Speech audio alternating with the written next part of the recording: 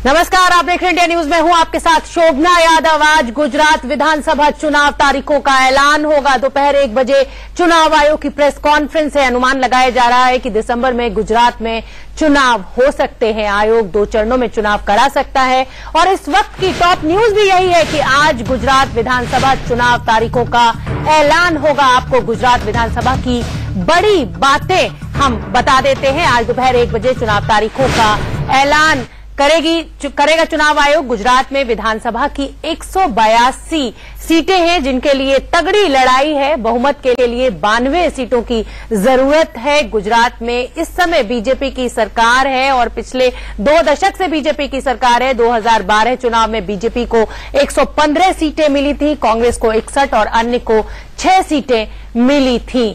अभी इस समय विजय रूपानी गुजरात के मुख्यमंत्री हैं, लेकिन नरेंद्र मोदी जो लेगेसी छोड़ के गए थे वो उसको आगे नहीं बढ़ा पा रहे हैं। मोदी का फैक्टर बीजेपी के लिए बहुत बड़ी उम्मीद है। यूपी और लोकसभा चुनाव जैसी मोदी मैजिक की उम्मीद है गुजरात में। बीजेपी को 2 दशकों से बीजेपी गुजरात की सत्ता पर काबिज है, पर इस बार लड़ाई थोड़ी मुश्किल दिख रही है। 2002 से मोदी के नाम पर बीजेपी जीतती आ रही है और सिर्फ गुजरात में ही नहीं पूरे हिंदुस्तान में परचम लहराया है बीजेपी ने। गुजरात दौरे पर लगातार मोदी जा रहे हैं। इस बार कहीं ना कहीं डरी हुई दिख रही है बीजेपी। सितंबर अक्टूबर में मोदी के 5 गुजरात दौरे हुए थे।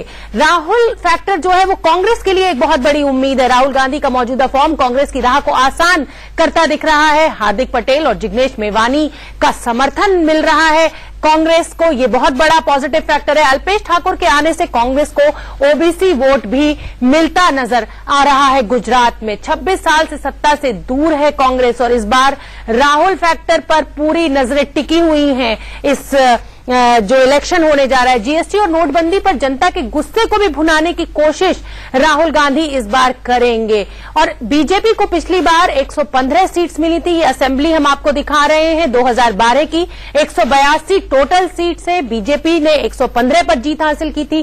कांग्रेस को 61 मिली थी और अदर्स को 66। ये जो कांग्रेस की 61 सीटें हैं ये अब कुछ कम हो गई हैं क्योंकि राज्यसभा का अहमद पटेल का चुनाव आपको याद होगा। उस समय कई कांग्रेसी नेताओं ने विधानसभा से इस्तीफा देकर बीजेपी को ज्वाइन किया था। 6 अदर्स हैं। बीजेपी को 115, कांग्रेस को 61 और अदर्स को 6 गए थे इसमें 2012 के चुनाव में।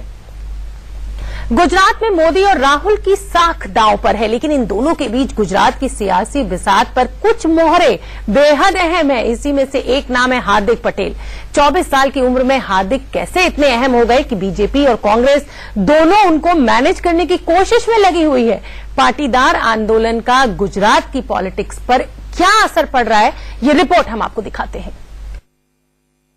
पिछले 1.5 महीनों से गुजरात के अंदर महज 1 साल में गुजरात के एक आम युवक से पाटीदार आंदोलन का सबसे बड़ा चेहरा बनने वाले हार्दिक पटेल का राजनीतिक सफर बुलेट ट्रेन से भी तेज रहा। पाटीदार गुजरात में प्रभावशाली कम्युनिटी है जिसके बारे में कहा जाता है कि वो जिस पार्टी का साथ दे दे उसका सत्ता पर काबिज होना लगभग तय हो जाता है। गुजरात की कुल जनसंख्या में लगभग 20% हिस्सेदारी पाटीदार समाज की है। गुजरात विधानसभा की कुल 182 सीटों में से करीब 80 सीटों पर हार जीत तय करने की स्थिति में होते हैं पाटीदार। यही कारण है कि गुजरात की राजनीति में हार्दिक पटेल एक बड़े खिलाड़ी के तौर पर उभरे हैं। 79 सीटों के दम पर वो गुजरात की राजनीति की चाल, चेहरा और चरित्र बदलने का दम ठोक सकते हैं। हार्दिक जिस पाटीदार अनामत आंदोलन समिति यानी PAAS के अध्यक्ष हैं, उसका दावा है कि वो गैर राजनीतिक संगठन है, लेकिन जिस आंदोलन के दम पर हार्दिक पटेल गुजरात की राजनीति के उभरते सितारे बने हैं उसका कारण पूरी तरह से राजनीतिक और सामाजिक है। ओबीसी कोटा में पाटीदारों को शामिल करने की मांग को लेकर पाटीदार आंदोलन हुआ था। महज 24 साल की उम्र में हार्दिक पटेल के पास हौसला और पैतरा दोनों मंझे हुए राजनीतिज्ञ की तरह है। पाटीदार आंदोलन के हिंसक होने से लेकर राष्ट्रद्रोह तक तमाम आरोप लगे और कई बार जेल गए और तड़ीपार भी हो चुके हैं। 19 अक्टूबर 2015 को सूरत में हार्दिक पटेल पर राष्ट्रद्रोह का मुकदमा दर्ज किया गया और गिरफ्तारी हुई। 10 महीने बाद 15 जुलाई 2016 को हार्दिक को सशर्त जमानत मिली। जमानत के बाद 6 महीने के लिए हार्दिक को राज्य से और 9 महीने तक मेहसाणा से तड़ीपार किया गया।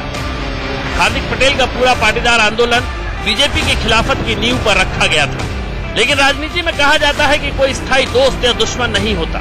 ये सच होता दिखा जब पाटीदार समाज में तगड़ी पकड़ रखने वाले हार्दिक पटेल को अपने साथ शामिल करने के लिए कांग्रेस और बीजेपी दोनों ही पार्टियां कोशिश में जुटी दिखी।